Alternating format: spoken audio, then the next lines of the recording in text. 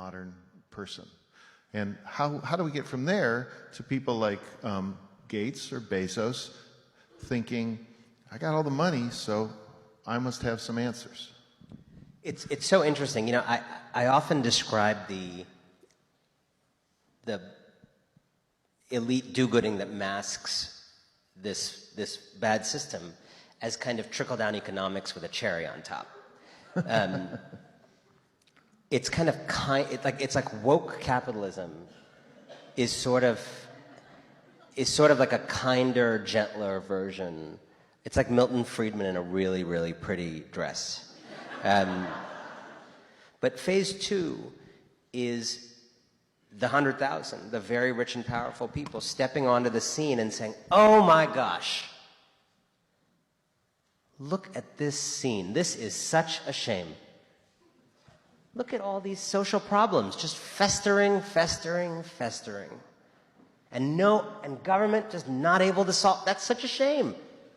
I wish we had a capable government that could solve these problems. I believe in government. I love government. Why is there no government solving these problems? Well, you know what? Never mind. The country has blessed me. I will spend a little bit of the fortune that I made hurting those people to help those people.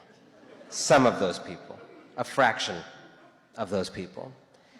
First, they conquered the culture of this society with the notion that government was bad. But as that started to run out of steam, they needed to add to that this additional layer of seeming like they were on the job of solving the problems they had caused. Wait. What I'm describing in phase two is that this culture then infected the left half of the political and cultural and economic elite in our country, right? And so this culture started to spread to the left half, where you start to have, and this is where it gets really interesting, right? Most of the people I write about in the book probably vote for Democrats, right? Jamie Dimon, who I had an interesting phone call with the other day. These guys now sometimes call me to like process their feelings.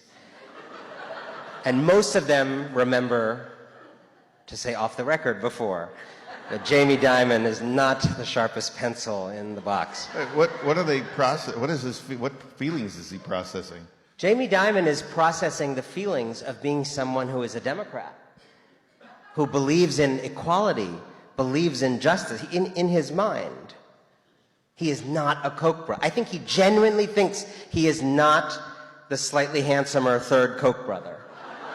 I genuinely think he thinks he's not a Koch brother. But he's wrong. Jamie Dimon, while despite believing all that stuff, believes in a vision in which the answer to the inequality that he recently bemoaned, and that he bemoaned on the phone call with me in August, the answer to it is business people like him voluntarily, on their own terms, fixing it when they want, however they want, if they want.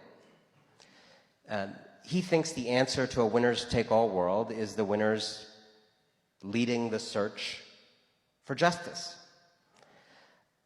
And on our phone call, I pushed him on, he had led this effort by a group called the Business Roundtable, which you may have heard about. It's an umbrella organization representing 180-something of the biggest companies in America. It's basically, if corporate America speaks with a voice, that's the voice.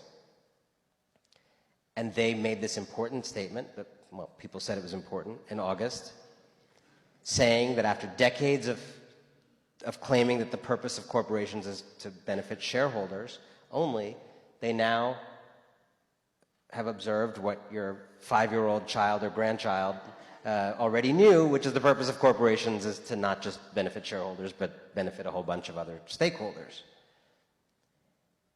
And it's amazing how like people in the business world get amazing credit for discovering what is like completely obvious.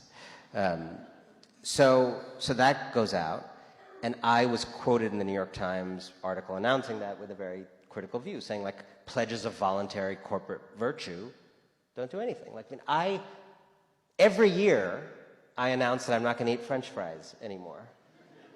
I've eaten French fries every single year that I pledged that, right? Pledges are of limited power. And so he didn't like my quote. He called me with this conversation. And I kept pushing him. It's like, if you believe that corporations should care for the environment, care for workers, we have a fantastic tool for making sure they do.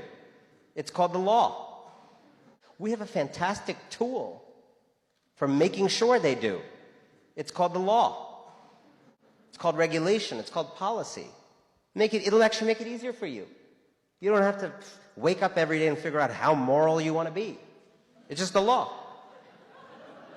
Do I want to give her $7.25 an hour or $15 an hour? I don't like those pants. Maybe $7.25. Like, what a weird way to run a country, right? Let's just make it 15. Just stop getting in the way of us doing that kind of stuff. And he said, oh, no, we couldn't do that. Regulation doesn't really work. So this is what I mean when I say that he doesn't believe he's the slightly handsomer Koch brother. But at the end of the day, he is pushing for the same kind of world in which there is very little regulation and we are governed by gilded whims. And I would argue, and you may disagree with me here, in a way he is more dangerous than a Koch brother because we are more easily fooled by him.